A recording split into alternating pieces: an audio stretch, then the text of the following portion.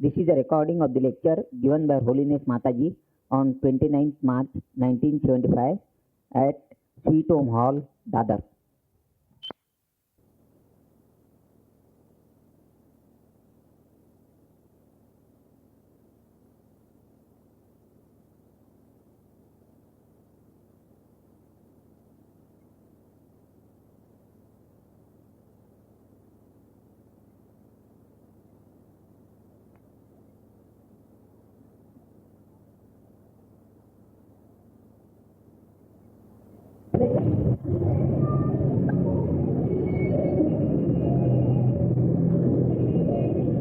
आज तक आपको मैंने काफ़ी मर्तबा काफ़ी समझा के दिखा के प्रॅक्टिकल करके हे दार लावून टाका म्हणजे जरा आवाज बी कमी हे जरा दार लावून टाका थोडा इकडची दार उघडली तर चालतं.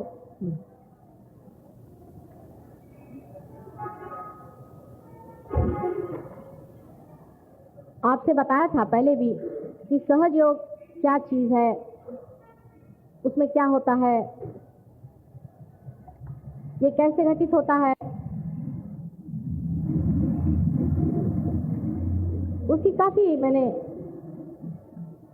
वैज्ञानिक व्याख्या दी थी, साइंटिफिक डेफिनेशंस दिए थे. आखिर साइंस जिसे हम साइंस कहते हैं, ये मनुष्य ने बनाया हुआ नहीं है. ये मनुष्य ने जो खोजा हुआ है उसे वो साइंस कहता है. लेकिन उसने संसार की कोई भी चीज़ बनाई हुई नहीं, उसका कोई भी नियम उसने बनाया हुआ नहीं है, कोई सा भी शास्त्र उसका बनाया नहीं, गणित का शास्त्र भी उसका बनाया हुआ नहीं, उसके नियम उसकी विधि सब परमात्मा की बनाई हुई. जैसे कि आप देखिए कि एक सर्कल होता है और उसका जो व्यास होता है उसके और उस व्यास के परिधि में जो एक रेशो होता है, प्रपोर्शन होता है, वो आपने बनाया हुआ नहीं. उसका नियम परमात्मा ने ही बनाया हुआ है कि वो इससे ज़्यादा होगा या इससे कम होगा, ऐसा भी नहीं हो सकता. वो जितना है उतना ही रहेगा, वो रेशो बंधा हुआ. सब नियम जितने बंधाए गए हैं वो परमात्मा के बनाए हैं. आप लोग मुझसे, बहुत से लोगों ने मुझसे पूछा है कि माता जी आप 3.5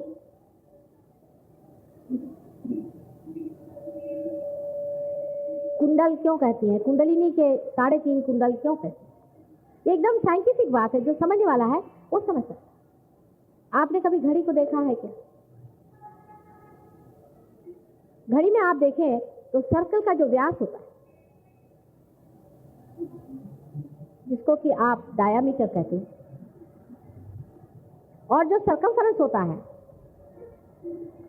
तो अगर वो 7 हो तो ये 22 होना पड़ता है. उससे ज़्यादा नहीं होगा, कम नहीं होगा. ये 7 होएगा तो वो 22 हो.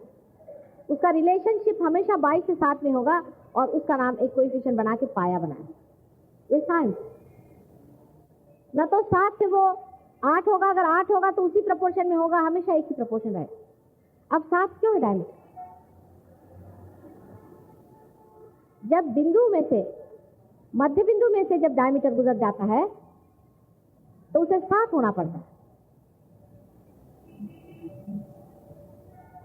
इसी प्रकार हमारे अंदर जो सुषुम्ना गुजर गई है उसको भी 7 होना पड़ता है. उसमें भी 7 चक्र बनाए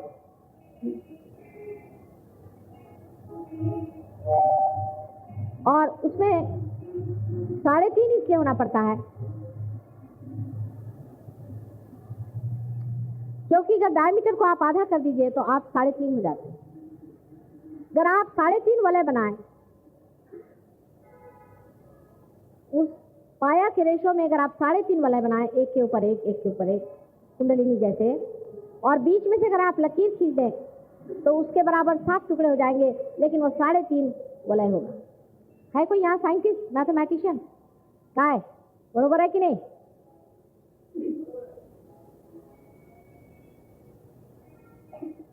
साढ़े 3 वलय जब आप इस तरह से बनाएंगे, एक के ऊपर एक, इस तरह से 3.5 वलय बनाएंगे, और बीच में से जब उसके बीच मध्य बिंदु से आप छेद के निकालेंगे तो उसके अंदर में सात जगह वो कटेगा, और इसीलिए अपने अंदर 7 चक्र है।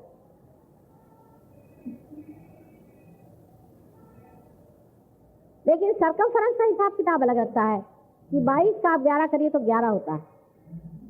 देखिए कितना गणित, हर एक चीज का कितना गणित आप देखिए कि जो मध्य में चीज चलती है वो 7 के हिसाब से चलती है, और जो उसके प्रकाश में चीज चलती है उसका जो प्रकाश होता है वो 11 के हिसाब से। इसलिए अपने यहाँ अगर किसी को रुपया देते हैं तो 11 देते हैं। अब आपको समझ में आया होगा कि 11 का क्या महत्व है। हमारे शास्त्रों में जो चीजें लिखी हुई है ये अनादि है, उसको बड़े बड़े गणितज्ञ भी नहीं समझ पाएंगे, क्योंकि वो साधुओं ने जो कुछ खोजा वो लिख दिया। उन्होंने लिखा कि कुंडलिनी 3.5 बार लपेटी हुई एक कॉइल है, एक कुंडल है, लेकिन उन्होंने ये नहीं बता पाए वो कि क्यों है। साइंटिस्ट बता पाएंगे कि अगर 3.5 इस तरह से आप लपेटिएगा तो पूरा सर्कमफरेंस उसका कवर हो सकता है, उसके बगैर हो ही नहीं सकता। और उसमें बराबर 7 ऊपर से नीचे तक आप छेद दीजिए तो उसमें बराबर 7 चक्र तैयार हो जाए। अब साइंटिस्ट इधर में खोज रहे हैं और वो उधर खोज दिया। अब इन दोनों के बीच का एक दुआ है, वो सहयोग से हो सकता है। सहयोग, साइंस जहाँ रुक गया है, साइंस जहाँ झुक गया है और साइंस जहाँ हार गया है, वहाँ उसको आशा दे सकता है और उसे जता सकता है कि जो उन्होंने बताया है वही तुम्हारी किताबों में लिखा है। परिभाषाओं का फर्क है और उसका कारण क्या है। सहयोग उन साधुओं से भी परे आपको ले जाएगा, उन ऋषि मुनियों से भी परे आपको ले जाता है जिन्होंने ये खोज के निकाला है। आपको आश्चर्य होगा पर है बात में। हमने बहुत बड़े साधु योगीराज देखे हैं, वो ऐसे यहाँ पैसा ऐसा इकट्ठा करते नहीं फिरते हैं, वो बहुत बड़े जन हैं, अपने संसार से बाहर रह करके और संसार की वाइब्रेशन से सेवा करें। किंतु हमने अभी तक किसी ऐसे एक आदमी को नहीं देखा है कि जो आप लोगों जैसे कुंडलिनी को उठा सकता एक इशारे, सिवाय गणेश जी छोड़। गणेश जी के हाथ में जो एक छोटा सा सांप होता है वही आपकी कुंडलिनी का प्रतीक है। सिवाय गणेश जी छोड़ के और आप लोग जो कि मेरे बेटे हैं और मेरी लड़कियां हैं और जो मेरे सहस्त्रार से पैदा हुए हैं, मैंने किसी को नहीं देखा है कि जो कुंडलिनी को इशारे पे खड़ा करते। बात सही। इसमें बहुत से लोग ये कहेंगे कि साहब ये कैसे, इन लोगों ने इतनी मेहनत करी, इतना किया, ये कैसे। एक पते की बात आपको बता दें कि राजा का मंत्री होता है, वो सब कुछ जानता है कि राज्य को कैसे चलाना है और वो सारा राज्य का कारभार संभालता है, सब कुछ है। लेकिन जो घर की लक्ष्मी होती है, रानी होती है, वो अपनी चाबियां अपने बच्चों के हाथ में देती है, लेकिन मंत्री के हाथ में नहीं देती। होंगे पढ़े लिखे, बहुत विद्वान होंगे, होंगे बहुत पहुंचे हुए पुरुष, लेकिन मेरे सहस्त्रार से पैदा जो नहीं हुए हैं, जब तक वो इस बात को मान नहीं लेते कि वो मेरे बेटे नहीं है, उनको अधिकार नहीं मिल सकता और मिला नहीं। इसके लिए बहुतों ने मुझसे सवाल जवाब किए हैं, अपने शिष्यों ने भी, कि माता जी हम उनके पास गए थे, उस गुरुजी के पास गए थे, वो इतने बड़े आदमी हैं, आप भी उनको मानती हैं, पर उनको तो ये काम नहीं आता जैसा हमें आता है। हमें सब मालूम है कि कौन सी चक्र कहाँ पकड़े होते हैं, कहाँ कैसे होते हैं, और हम लोग तो यूं करके और ऐसा हाथ कर देते हैं तो चक्र दूसरे के छूट जाते हैं और हमारे इशारे पे हजारों की कुंडलिनियाँ उठती है और हम सबको पार करा देते हैं। तो ये कैसे? वजह यह है कि तुम सब मेरे सहस्त्रार से पैदा हो। एक और ऐसा इंसान है ईसा मसीह, जो कि माँ के हृदय से पैदा हुआ था, उसको भी अधिकार था, लेकिन वो समा भी ऐसा नहीं था जो ये काम कर सकता। और आज वो समा भी आ गया और तुम लोग तैयार भी आ गए हो। अब तुम हो सकता है कि तुमको, हम तो सामान्य लोग हैं, हम अत्यंत सामान्य हैं और हम कैसे ये काम कर सकते हैं पता नहीं, लेकिन करते तो हो ना। इसमें तो कोई शंका तो नहीं तुम लोगों को कि तुम अब सबकी कुंडलिनियाँ देख सकते हो, जांच सकते हो और समझ सकते हो कि किसका हृदय चक्र पकड़ा है, किसका क्या पकड़ा और कैसे उसे निकालना और कैसे ठीक है।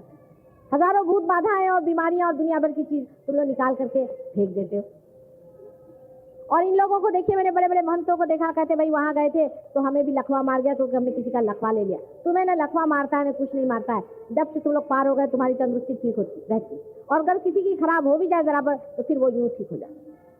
खैर की नहीं, ये तुम लोगों के अनुभव हुए हैं। इस पर राहुरी में भी मुझसे प्रश्न हुआ था, वहाँ मैंने इसमें ओपनली बात नहीं कही, लेकिन बात यह है कि तुम मेरे सहस्त्रार से पैदा हो, मेरे सर से मैंने तुमको पैदा किया हुआ, इसलिए तुम्हारे लिए विशेष अधिकार, तुम लोग विशेष अधिकारी हो। मानती हूँ कि बाकी जो लोग हैं वो भी सहयोग से पार हुए हैं, बड़े बड़े साधु संत भी सहयोग से पार हुए हैं, अवघड़ क्रियाएं करके हजारों वर्ष तपस्या करके किए, लेकिन उनके अंदर अभी तक एक्सेप्टेंस नहीं है मेरा।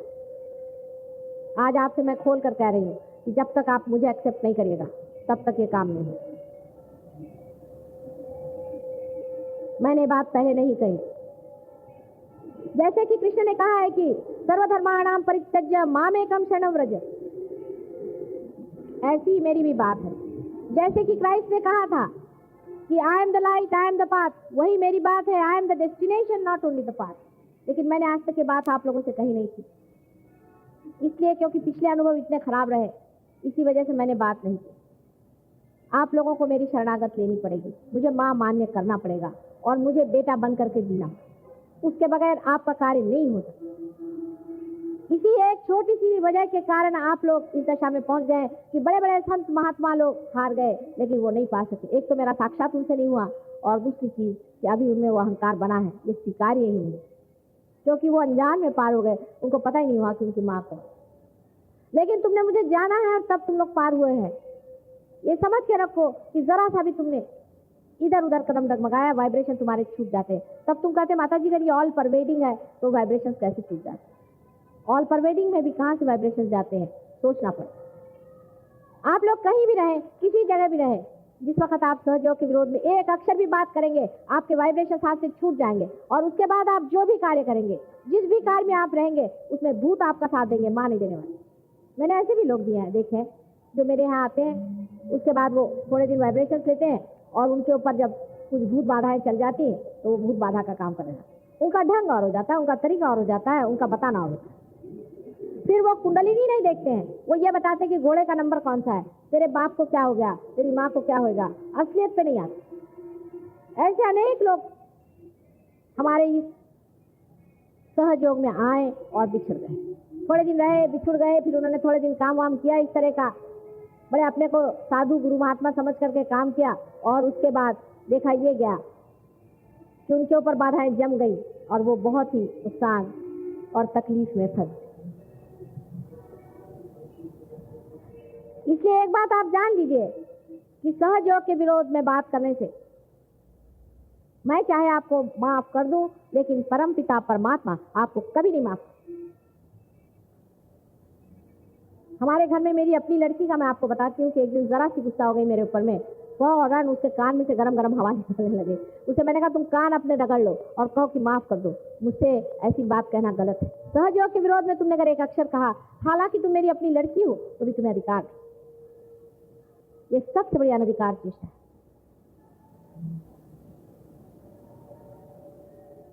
जो मैं आपके सामने आज खड़ी हूँ, या आप लोगों के संचित, आप लोगों के बुलाने का फल है। ऐसे भी देखिए कि मंदिरों में और मस्जिदों में और जहाँ जहाँ भक्त लोग माँ को पुकारते हैं तो माँ का हृदय उछलने लग जाता है। आपने देखा है कि जब कभी आप कुछ गाना जरा सा भी गाते हैं, मेरे सारे बदन से अनगिनत वाइब्रेशंस बहने लग जाते हैं। अगर कहीं पर भी मैं ऐसा अगर गाना भी सुन लूँ या रिकॉर्ड सुन लूँ या सिनेमा में ऐसा दिखाई दे जहाँ माँ को पुकारा जा रहा है, मेरे सारे बदन से करोड़ों रश्मियाँ जैसे वाइब्रेशंस निकलने लगता है। यह आपने भी जाना होगा, आपने भी देखा हुआ है, इस चीज़ को आप भी समझते हैं कि ऐसा माँ को होता है। आज वो समय आ गया है कि जब आप ही का मांगना, आप ही की चाहत, आप ही लोगों की पुकार साकार मेरे अंदर हो जाए। मैं स्वयं से नहीं आई हूँ, मैं आप ही के पुकार से आई हूँ। आपके अनादिकाल से जो पुकार और चिल्लाहट हो रही थी, उसी के कारण मैंने शरीर सिधारा। और आप भी, आप ही लोग सर्वसाधारण जन हैं, मुझे पहले पहचानेंगे, और ये जो बड़े बड़े साधु संत और बाबा जी बन के बैठे हैं, ये पहचानेंगे नहीं। जैसे इन्होंने न सीता को पहचाना था, न राधा को पहचाना था, न मेरी को पहचाना, और अब भी ये लोग नहीं पहचान सकते। ये अब भी अपने घमंड में बड़े बाबा जी बन के बैठे हैं। जो इंसान अपनी माँ को भी नहीं पहचानता है, उसको बाप क्यों पहचाने?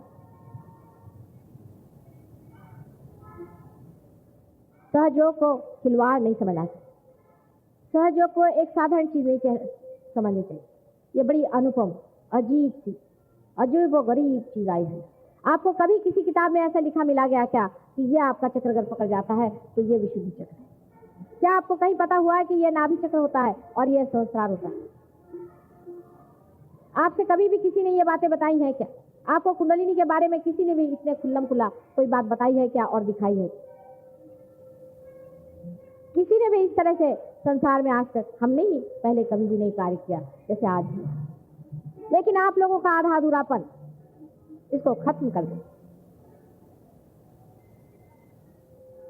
आप जो लेने आए हैं वो बहुत बड़ी चीज, बहुत ही बड़ी चीज है। उसका अंदाज ही आज आपको नहीं है कि एक दिन आएगा, चाहे मेरे ही आंख के सामने आ जाए, चाहे बाद में आ जाए, जब संसार में ये पता हो जाएगा कि हम लोग अब एक नए आयाम में, डायमेंशन में उतर गए। लेकिन आप लोगों का आधा अधूरापन हो सकता है कि संहार की गति शीघ्र कर। धर्म का चक्र उल्टा घूम रहा है ये आप जानते हैं और वो दिखाई देता है। उसको सीधा घुमाने का कार्य सिर्फ सहयोग से हो सकता है। लेकिन जो लोग सहयोग में आ रहे हैं उनको अत्यंत धार्मिक, अत्यंत सच्ची और अत्यंत उदार चित्त होना पड़ता है। धर्म की पूर्ण व्याख्याएं उनको सीखनी, सिर्फ वाइब्रेशन से नहीं होता है। बहुत से लोग मेरे सामने आते हैं तो बड़े जोर जोर से वाइब्रेशन उनके अंदर पहुंचते हैं और जब बाहर चले जाते हैं तो इतने नहीं होते। ऐसे तो हर जगह आना चाहिए आपको। ऐसी कौन सी जगह है जहां हम नहीं? हर जगह ये वाइब्रेशन आपके आने चाहिए और इतने बलवत्तर होने चाहिए कि किसी भी प्रकार के काले वाइब्रेशन इसके ऊपर नहीं जाए, क्योंकि आप जीवंत हैं। अभी हम रांजनगांव के गणपति के पास गए थे, वहां हमने देखा रांजनगांव के गणपति को। उस गणपति में से बहुत थोड़ी थोड़ी वाइब्रेशन आ रहे थे और जो लोग हमारे साथ थे वो इतने आश्चर्य में हो गए कि जागरूक स्थान का है तो इसमें वाइब्रेशन तो इतने कम आ रहे। मैंने कहा पहले तो ये बात सोचो तुम कि इसको पहचाना किसने? ये जागरूक स्थान। ये मनुष्य की किमिया है कि उसने पहचाना कि जागरूक स्थान है। वो कोई ना कोई बड़ा भारी साधु संत रहा होगा जिसने वहां वाइब्रेशन देखे होंगे और कहा होगा कि जागरूक स्थान। फिर जब वो जागरूक पत्थर लाया गया, हो सकता है किसी ने उसमें शेप देने के लिए थोड़ा बहुत हाथ फुराया हो सकता है, नहीं भी हो सकता, क्योंकि मनुष्य की अकल ऐसी अपनी जैसे दौड़ती है ना, उसको छूने की कोई जरूरत नहीं थी। उसके बाद में उसके अंदर जो पुजारी हमने देखे उनके सबके चक्र पकड़े हुए, वो जितने भी पुजारी हैं उनके चक्र पकड़े हुए हैं और उस पर जो सिंदूर चढ़ाया था और उस पर जो गेरू चढ़ा था वो सब पकड़ा। मनुष्य को इतनी अकल जरूर है कि ये जागरूक स्थान है, लेकिन इसकी अकल नहीं है कि अब भी इसमें से वाइब्रेशन पूरे आ रहे हैं कि आधे आ रहे हैं कि कौन से वाइब्रेशन आ रहे हैं। 3 चक्र उस मूर्ति के भी पकड़े हुए थे और मेरे समझ में नहीं आया। जब मैं जाकर अंदर में बैठी मंदिर में तो पंडित जी कहने लगे कि आप अंदर नहीं बैठ सकते, आप बाहर बैठिए और उसको हाथ नहीं लगा सकते। तो मैंने सोचा अगर इसको हम हाथ भी नहीं लगा सकते तो इसको हम क्या कर सकेंगे, ये तो मूर्ति ऐसी रह जाएगी। तो पीछे से गए, पीछे से जा करके उस मूर्ति की ओर हमने देखा और जा करके उसमें अपना सर सहस्त्रारी जा करके लगा दिया तो उसमें से अंदर से इतनी जोर से वाइब्रेशन निकलना चाहिए।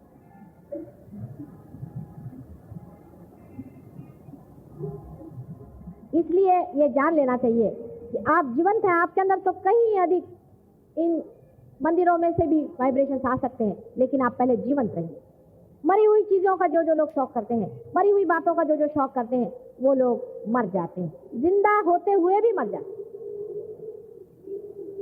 जड़ वस्तुओं के पीछे में भागना एक इस तरह का शौक है, उसकी और भागना या उससे भागना दोनों एक ही। संन्यास भी लेना वही चीज है और संन्यास से भागना वही, दोनों में कोई अंतर नहीं है। आप अपनी स्थिति पे खड़े हो जाइए। पहली चीज है अपनी स्थिति बनाई, दूसरी चीज है अपना धर्म बनाई। धर्म का मतलब है आप अपने अंदर से इन वाइब्रेशंस को पूरी तरह से बहने दीजिए। आपका मन होता है आप कहीं गए, आपने देखा ये आदमी गिर गया, दौड़िए उसको फौरन पकड़िए, उसको वाइब्रेशन दीजिए, बचाइए। दुनिया कहेगी कहने, आपके अंदर से वाइब्रेशन बह रहे हैं, यही आपका धर्म है। मैंने आपसे बताया कि सोने का धर्म ये नहीं कि वो पीला है, उसका धर्म वो भी नहीं कि उससे कुछ जेवर बन जाता है। उसका धर्म एक ही है कि वो किसी चीज से खराब नहीं होता। इसी तरह से हीरे का एक धर्म है कि वो हर चीज को काट सकता है, वो हार्डेस्ट चीज है। इसी प्रकार मनुष्य का एक धर्म होता है कि उस परमात्मा को पा लेना और जान लेना और जो मनुष्य से पा लिया है उसका ये ही धर्म होता है कि इस पाई हुई चीज को पूरी तरह से आत्मसात करके संसार में उसको प्रसारण करे। लेकिन इधर उधर की बातें और वही जड़ता के तरीके, उससे आप बिल्कुल भी ना तो इधर के रहेंगे ना उधर के रहेंगे, आपके वाइब्रेशंस खो जाएंगे और मेरी की जितनी भी मेहनत है सब बेकार। कोई भी धर्म संसार में ऐसा नहीं है जिसने वाइब्रेशन की बात की, माने असली धर्म किसी ने भी ऐसा नहीं कहा है कि वाइब्रेशंस नहीं होते हैं। हर एक जगह इसे रूह कहते हैं, किसी वाटर ऑफ लाइफ कहते हैं, कुछ भी कहते हैं, लेकिन हर जगह इसका कहा है वाइब्रेशंस होते हैं। और हिंदू धर्म में तो साक्षात आप जानते हैं कि इसी पर न जाने कितनी विवेचना की गई है आदि शंकराचार्य ने भी। इसको कुछ पढ़ाया नहीं जा सकता, लिखाया नहीं जा सकता, समझाया नहीं जा सकता, यह होना होता है। बहुत से लोगों को होता नहीं, जो बहुत पढ़े लिखे अपने को विद्वान समझते हैं, ऐसे महामूर्खों को कुछ नहीं होता। मैं क्या सोचूं, ये तो अपने आप से अकस्मात आपके इनोसेंस में ही होता है। बहुतों को हो जाता है, हजारों को होता है, और आपको भी होना चाहिए। लेकिन बेकार की झूठी बातों को अगर आप पकड़ के रहिएगा, और अगर आप झूठी बातें करिएगा और झूठी बातों पे ही आप पूरी तरह से जमे रहिएगा, तो आपको जड़ बना रही है। तो इस जड़ता से आप भी तो जड़ ही हो जाएंगे। जो चैतन्य आपके अंदर से बह रहा है उसको आप कैसे, किस प्रकार प्रसारित कर पाए। थोड़ा बहुत समय इसके लिए देना पड़ेगा, ऐसा मैं पहले कहती थी, ये बात सही है। लेकिन ये प्रायोरिटी की चीज है, आपकी प्रायोरिटीज बदलनी पड़ेगी। थोड़े दिन में आप इस प्रायोरिटी में जब आ जाएंगे तो इसका मजा आपको आएगा। सारे संसार के जितना सुख और मजा है, सारे संसार का जितना आकर्षण और सौंदर्य है, सारे संसार का जितना भी धन दौलत लक्ष्मी सब कुछ जो भी है, जो कुछ भी जिसे आप नॉलेज कहते हैं, जिसे आप ज्ञान करके समझते हैं, वो सबका स्रोत यह है। ये जानता भी है, प्यार भी करता है और सौंदर्य है। यही वो शक्ति है जिसके बारे में हमने हजारों बार पढ़ा है और हजारों बार इसके बारे में हमने जाना है। इसी शक्ति के सहारे सारी सृष्टि की रचना हुई है, आपकी रचना हुई है, और इसी के द्वारे आप भी उसको जानेंगे जो ये शक्ति। एक बहुत बड़ी बात है, वो धीरे धीरे फैलना चाहिए।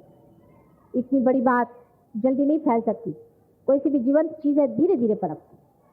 लेकिन मैं देखती हूँ जड़ जम गई है, इसकी जड़ बहुत गहरी जम गई। अभी मैं राहुरी से होकर आई हूँ, मुझे बड़ी खुशी हुई कि वहाँ के साइंटिस्ट लोगों ने इसे बिल्कुल साइंटिफिकली प्रूव कर दिया।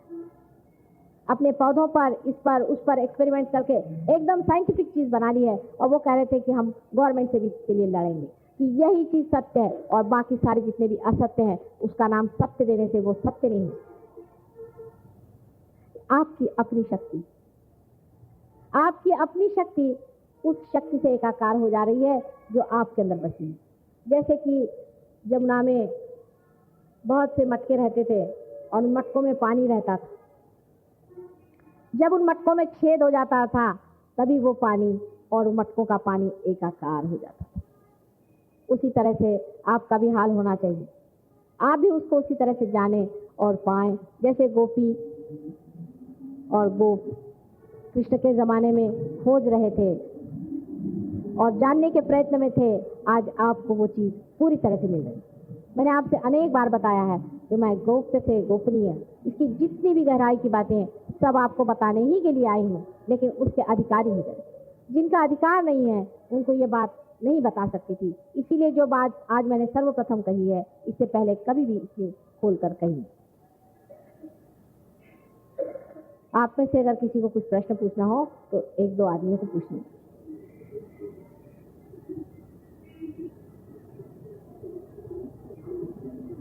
गरम है, गरम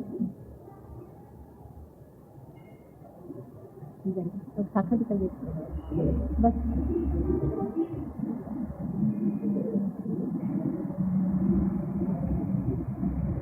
जिसे प्रश्न पूछना हो कृपया प्रश्न पूछें, जरूर पूछना चाहिए प्रश्न, क्योंकि मुझे पता ही नहीं तुम लोगों को क्या प्रश्न है।